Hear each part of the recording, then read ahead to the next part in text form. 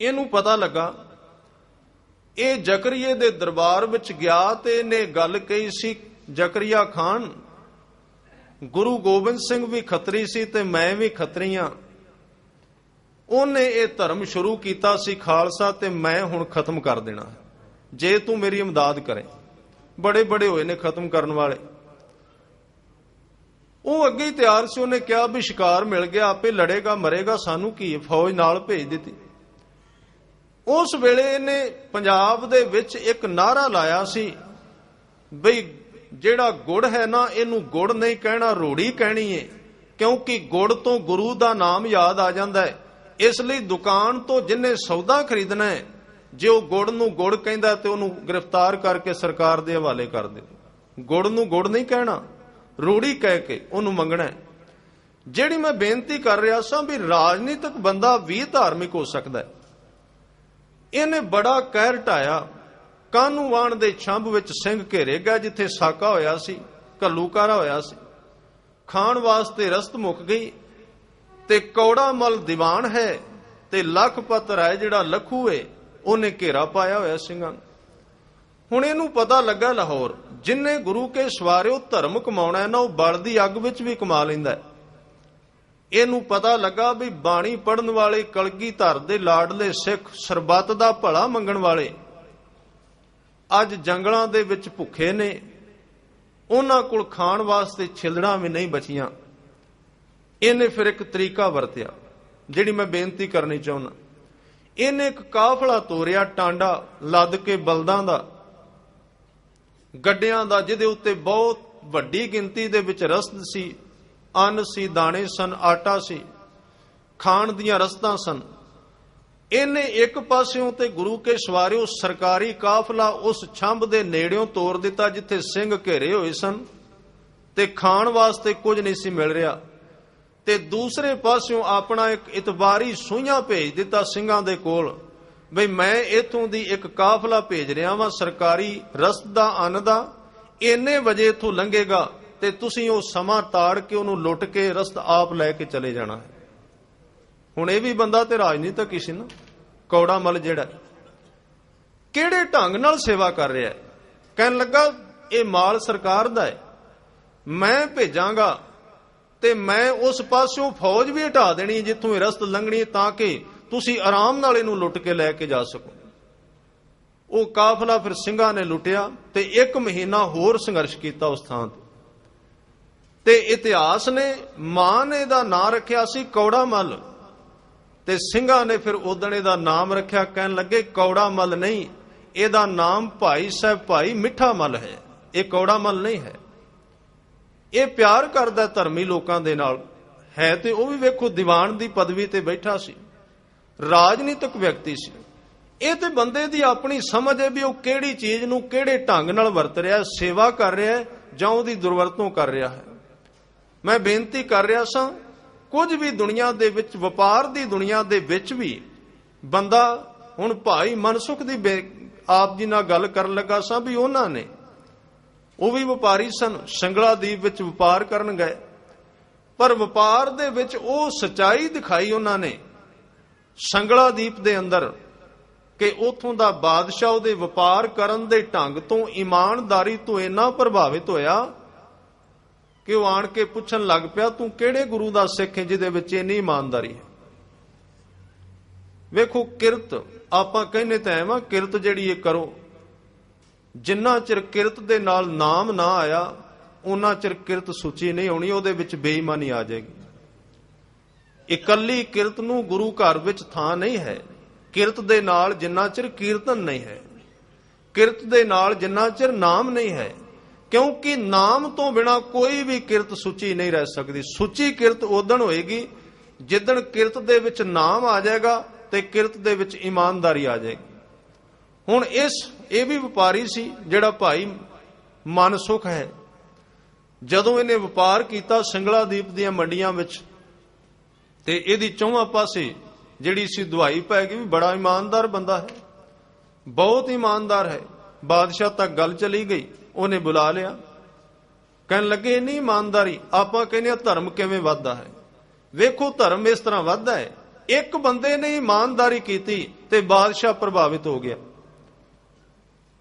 ਤੇ ਜੇ ਆਪਾਂ ਹੋਰ ਜਿੰਨੇ ਮਰਜ਼ੀ ਯਤਨ ਕਰ ਲਈਏ ਤੇ ਫਰੇਬ ਤੇ ਝੂਠ ਸਾਰਾ ਦਿਨ ਈਰਖਾ ਕਰਨੀ, ਯਾਦ ਰੱਖੋ ਫਿਰ ਇਹ ਦੂਜੀਆਂ ਗੱਲਾਂ ਕੋਈ ਕੰਮ ਨਹੀਂ ਕਰਨਗੀਆਂ।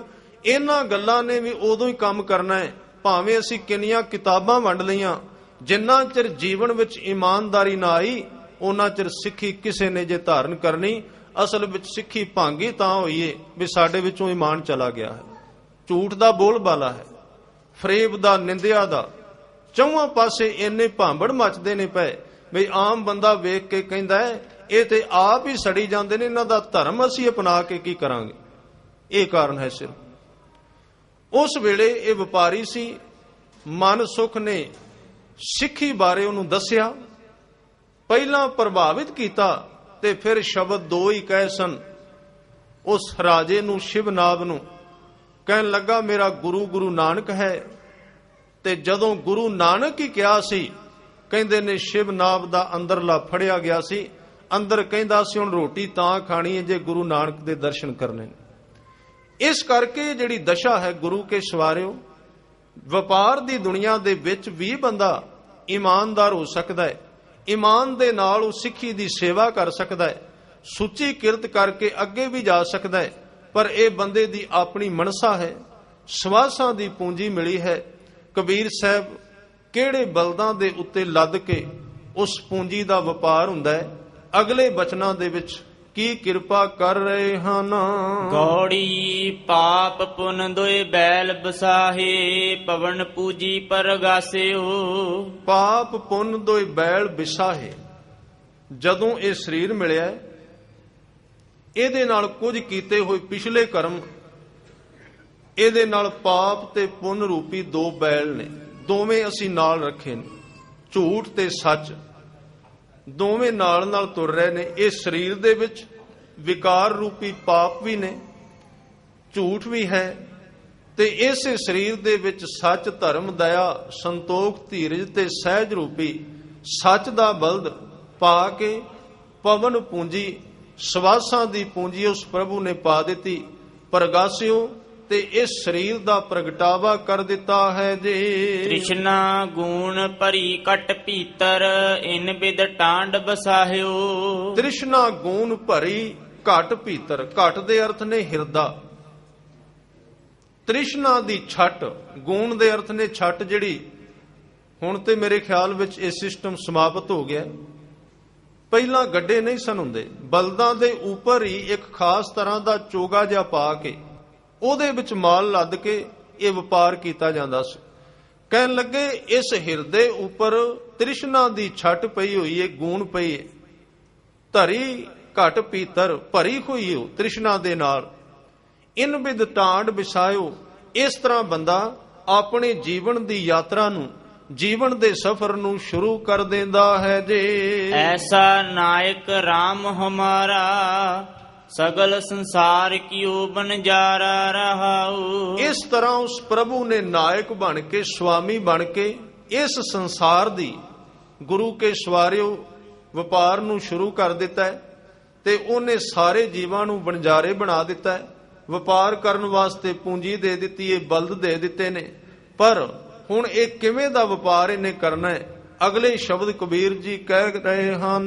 ਕਾਮ ਕਰੋਧ ਦੋਏ ਭਈ, ਜਗਾਤੀ ਮਨ ਤਰੰਗ ਬਟਵਾਰਾ।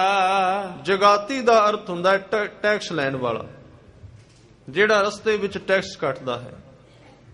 ਕਾਮ ਤੇ ਕ੍ਰੋਧ ਜਿਹੜੇ ਦੋਵੇਂ ਨੇ ਇਹ ਜਗਾਤੀ ਬਣ ਗਏ ਨੇ। ਭਾਵ ਸੰਸਾਰ ਦੇ ਧੰਦੇ, ਭੱਜ ਦੌੜ, ਇਧਰ ਦੀ ਤ੍ਰਿਸ਼ਨਾ ਵਾਲੀ ਜਾਦੀ ਪਕੜ ਜਿਹੜੀ ਹੈ, ਕੁਝ ਤੇ ਇਹਨਾਂ ਟੈਕਸ ਕੱਟ ਲਿਆ। ਸਵਾਸਾਂ ਦੇ ਵਿੱਚੋਂ ਸਵਾਸ ਖਾ ਗਏ ਵਿਕਾਰ ਜਿਹੜੇ ਨੇ। ਕਾਮ ਕ੍ਰੋਧ ਦੋਇ ਭਏ, ਜਗਾਤੀ ਇਹਨਾਂ ਹਿੱਸਾ ਵੰਡਾ ਲਿਆ ਵਿੱਚੋਂ, ਉਸ ਪੂੰਜੀ ਦੇ ਅੰਦਰੋਂ ਜਿਹੜੀ ਸਵਾਸਾਂ ਦੀ ਪੂੰਜੀ ਮਿਲੀ ਸੀ। ਤੇ ਅਗਲੇ ਸ਼ਬਦ ਨੇ ਮਨ ਤਰੰਗ ਬਟਵਾਰਾ। ਬਟਵਾਰੇ ਦੇ ਅਰਥ ਨੇ ਧਾੜਵੀ ਡਾਕੂ, ਜਿਹੜਾ ਰਸਤੇ ਦੇ ਵਿੱਚ ਜਾਂਦਿਆਂ ਨੂੰ ਲੁੱਟ ਲੈਂਦਾ ਹੈ। ਮਨ ਦੇ ਤਰੰਗ ਜਿਹੜੇ ਨੇ ਨਾ, ਇਹ ਬਟਵਾਰਾ ਨੇ, ਵੰਡਾ ਲੈਂਦੇ ਨੇ।